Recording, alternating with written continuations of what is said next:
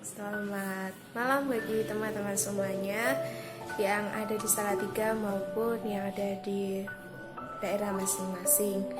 Terima kasih untuk kesempatannya kelompok kami boleh mempresentasikan hasil praktikum lapang biosistematika pada hari ini.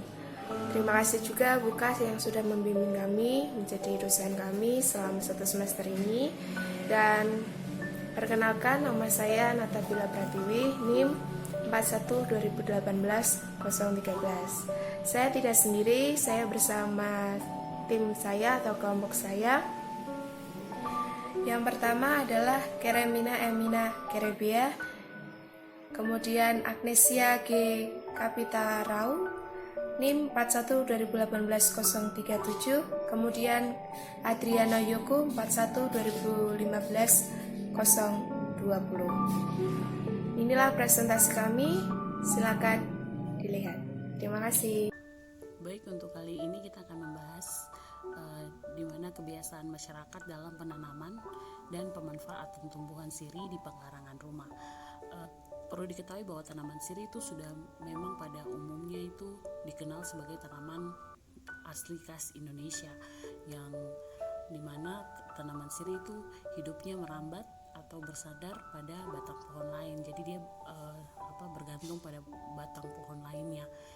Dan kemudian pada umumnya juga sirih ini dia dibudidayakan daun serta buahnya yang bisa dikunyah bersama buah gambir, kemudian pinang, tembakau, dan teman sirihnya juga bisa kapur. Di mana kapur itu juga untuk masing-masing daerah berbeda-beda. Misalnya kalau dari Papua, kalau dari kapur bisa dari kulit kerang atau tidak dari batu karang.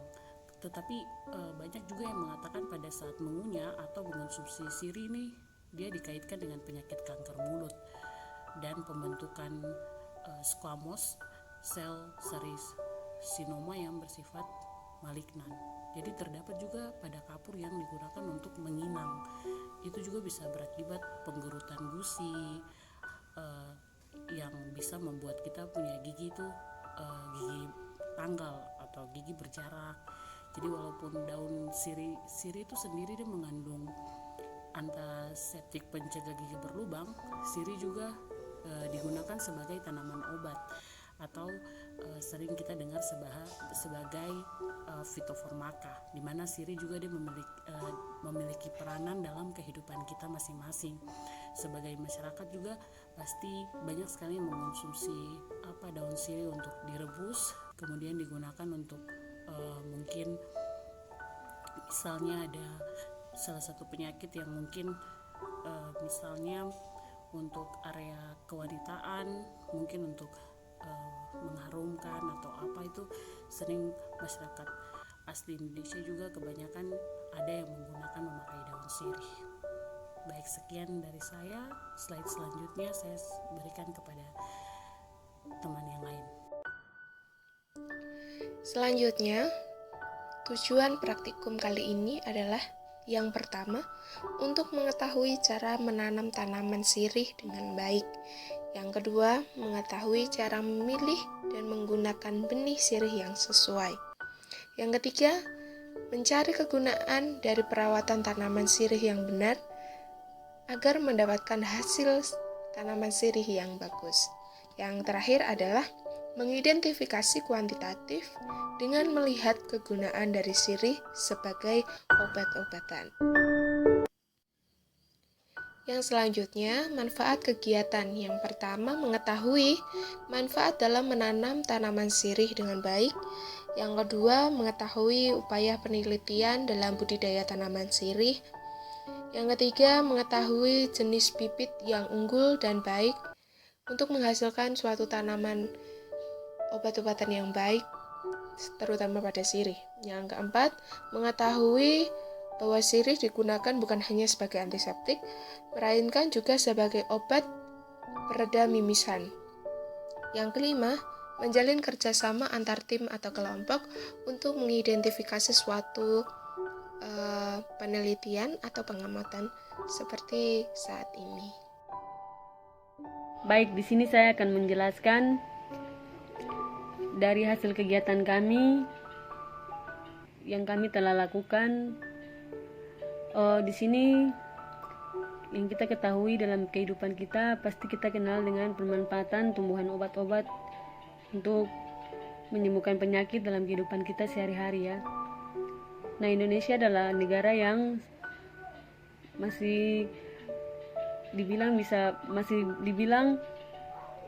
masih menggunakan tumbuhan-tumbuhan untuk obat-obatan tradisional.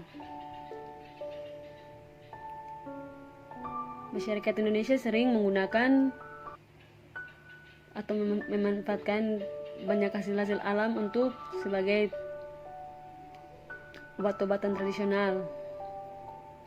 Dari hasil kegiatan yang kami lakukan, di sini kami menanam pohon siri ya.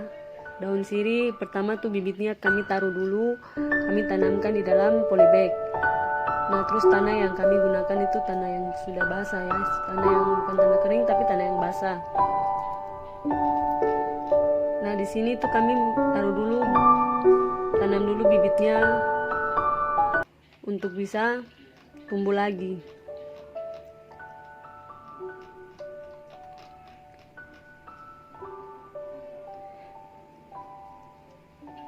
Bibitnya dimasukkan ke dalam polybag tersebut. Nah, terus kami selama waktu yang panjang itu kami menanamnya ya.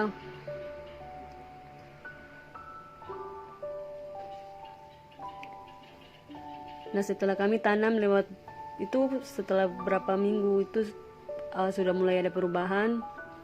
Dari daunnya yang pertama berwarna hijau, sudah ada perubahan menjadi ada garis-garis putihnya.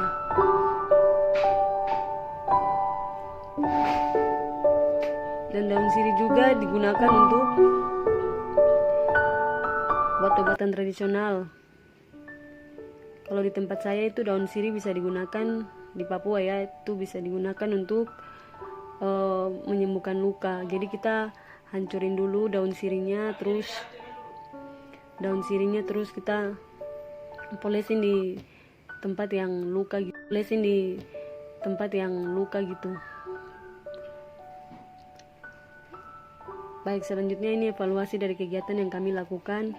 Nah, di sini karena kegiatan yang kami lakukan ini, penelitian ini dari tempat masing-masing ya. Kalau saya sendiri, saya dari Papua. Terus di sini juga jaringannya kurang baik. Jadi kami tidak kerjasamanya kurang lebih bersama gitu ya. Terus kemudian kurangnya adanya komunikasi tatap muka secara face to face, dan kurangnya maksimal dalam melakukan pengamatan karena kelompok yang berbeda di daerah kita masing-masing.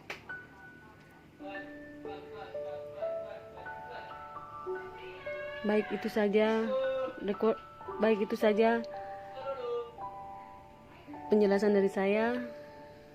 Jika ada kosakata atau salah kata yang mungkin kurang baik, saya mohon maaf.